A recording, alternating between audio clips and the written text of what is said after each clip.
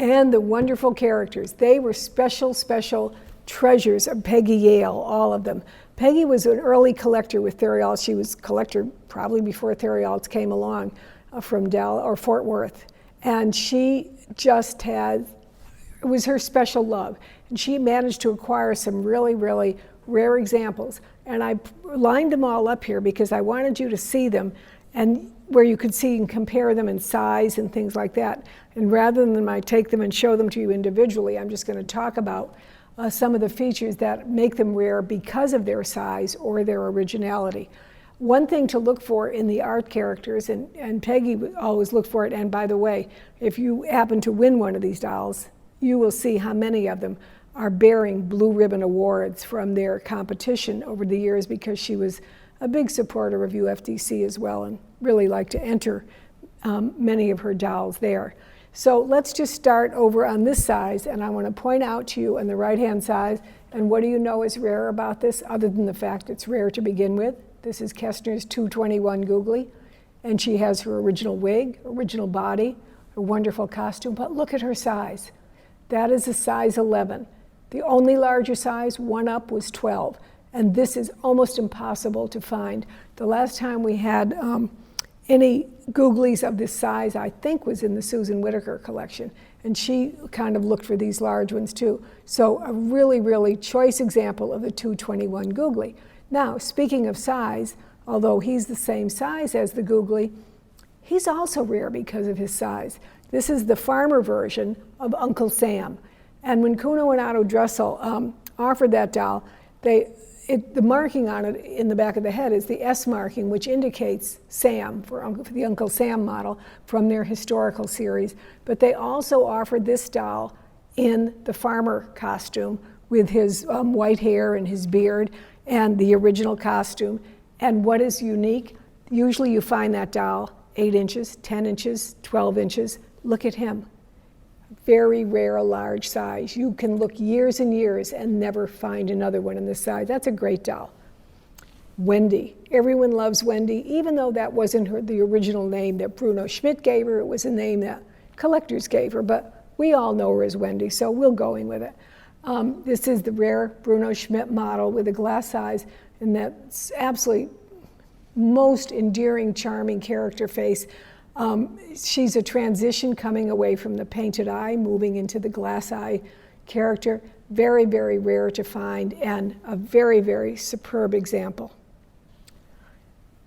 Again, your little quick study. I'm going to point to you in the class and say, what's the rare feature of this doll? Glass eyes, you're right. And that's what it is. This is the 114 model of Hans. When Cameron Reinhardt introduced their art character series in 1909, Hans was one of the very first models to be offered. He had painted eyes. And unfortunately, Cameron Reinhardt found out that the painted eye dolls didn't have the demand that they had hoped they would because children really wanted, or their parents wanted them to have, the dolls with the sleeping glass eyes. So they then began to offer the Hans model with glass eyes, and then World War I broke out and everything fell apart in the whole world. And so few examples of this doll ever appear today on the market. And when you have an example, I want to tell you one of the things about Cameron Reinhardt, and I go out of my way to point it out to people. Cameron Reinhardt, for some reason, when they made their dolls, they had their bisque was very, very susceptible to the outer layer pulling off when a wig would be lifted. And it's very common to hear the phrase, some wig flakes, or some paint flakes under the wig. And it's just a common thing that happens.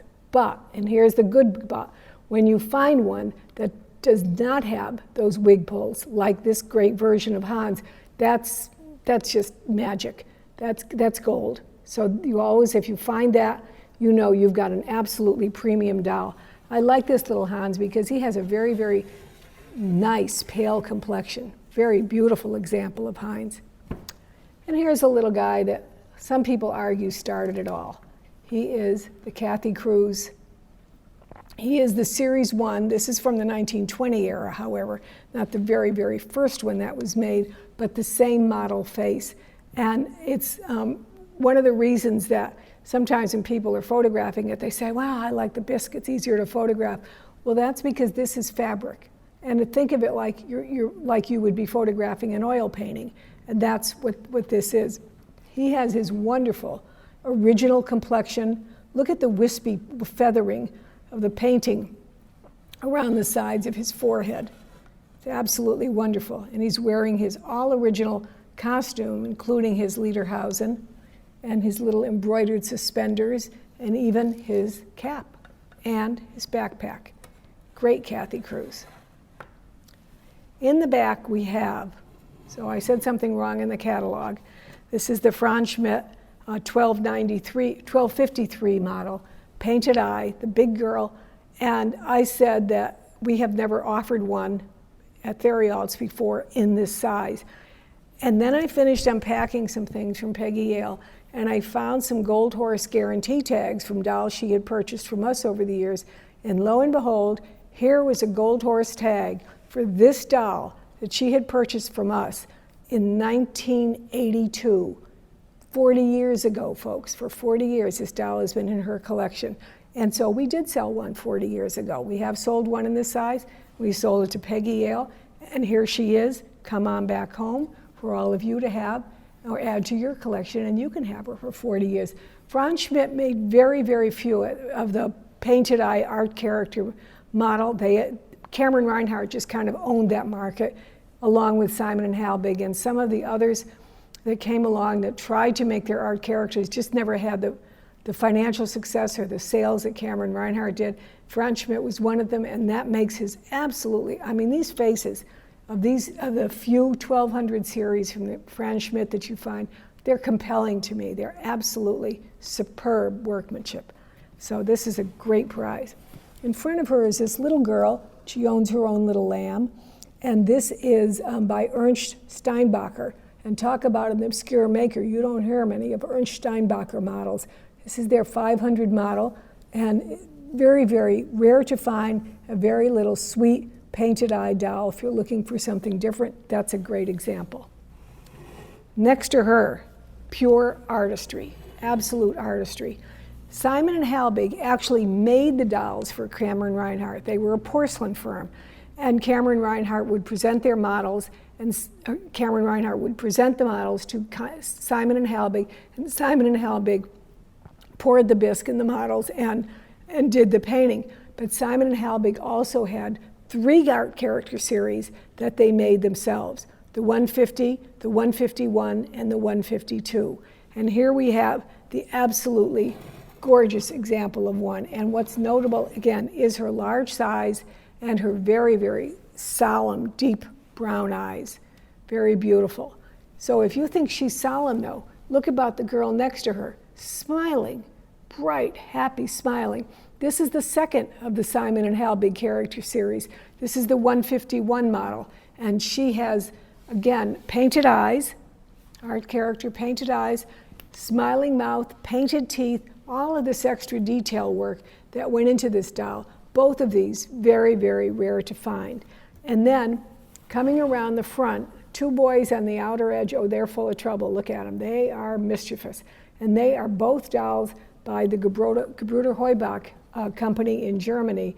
The one on the outside edge wearing the factory original costume. Absolutely wonderful. And the fellow next to him in his white waffle weave Sunday best suit that I bet give him 10 minutes and he's going to have mud all over it. He's just a little troublemaker. But look at the character expressions they had. I don't think anybody, in my opinion, achieved the kind of childlike wonder and expression and awe and mischief that Gebrüder Heubach did in their character dolls. And they're just great works of art. Very, very deep sculpting of the eyes and wonderful shading. And then finally, this little girl just is one of my favorites in the auction. I love her. This is Cameron Reinhardt, and this is, here's her little dress all tucked up. See, she just can't help it. She's tries so hard to be nice with her fancy hat, but she's a little rascal. And she's wearing her Stars and Stripe costume, and she is Armand Marseille, the model 700. Again, rare to find, and this little presentation, just an absolute winner. This is a little Peggy Yale doll from her art character series. And now I'm going to show you a couple rarities of just nothing that fits a pattern of what we're doing, just things that I think are worthy of note from the 575 lots in this 2-day upcoming auction. So let's go. So I think someday I want to do an auction where I don't do any French dolls or any German characters or any of the real rarities.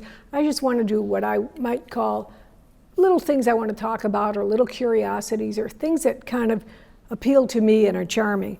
And this is just an example of literally hundreds of these in the auction of things that are fine, charming, and really don't show up much. And the first one of these is this wonderful little French pressed leather doll with the oil painted features, made in France, probably about 1920s. Very little is known about them, and they are absolutely wonderful. Great demand by collectors. I was really tickled to have this one come along to offer to you, so that will be there in beautiful condition. In front of them, speaking about Paris in the 1920s, well, more 19-teens, so over 100 years ago now, are 3 of the wax ladies made by Madames Lafitte and Desiree, and they had a couturier shop in Paris, and they presented these wax dolls on original basis, wearing well-detailed period costumes of different styles. And I'll show you them around in a little circle so you can see. All right.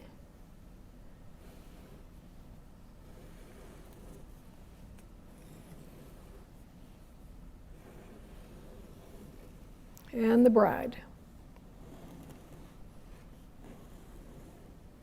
It's her rhinestone speckled gown. Okay. Now, over here on this side, you hear me talk quite often about the Sonnenberg, the dolls made in Sonnenberg for the French market.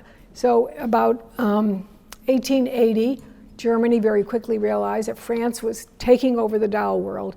And one of the reasons was the fabulous costumes that their dolls were costumed in, and the other is that people like that beautiful little French face. So the German doll makers did 2 things. They started to make models doll models that had a face that was similar to like the early Premier Jumeau face, and they started to create costumes that were copies of the latest French fashions or French stylish. And we have here an example of this wonderful lady wearing her gown in that regard. Never had the workmanship or the detail of the couturier-made French fashions, but they had the look, and for the budget-minded, they had the price. So they were able to really control a big part of the market. I think this costume on this little girl is particularly stunning because it's very, very symbolic of the type of fashion that would appear on a French bébé. The little dropped waist, the cape with a lace border, the matching high hat. But once again, nice to have as a comparison to the French fashions, and because the historical connection, I think, is a really important part of doll history. And so if you can see the spectrum, it's good. These 2 little girls absolutely fascinated me, because those who think that Lenchi made a doll and that's it, that was the way they made the doll, well, here's an example to show that's not necessarily the case. Here's 2 dolls that if you've seen them from the back, they're alike. And then you turn them around and you kind of can see the variation of them. Look at the little friends they're holding. One of them is holding a felt duckling, that is all original, and the other is holding a little mohair duckling with felt beak enclosed in its original bag. And they both have their original labels and little variations in their costuming. So that's kind of a nice little piece of information to have. I liked this little boy because he is a mystery maker. And a lot of the makers that were making the dolls in the Sonnenberg area for the French market would use their initials, or they didn't use their initials, or they used model numbers, and we don't know who many of them were because they were deliberately designed to be secretive so they could be marketed as French dolls. This little fellow is marked BE. We don't know who he is, but I love his face and I love his little costume. He is a smug little kid. Look at him, he's great.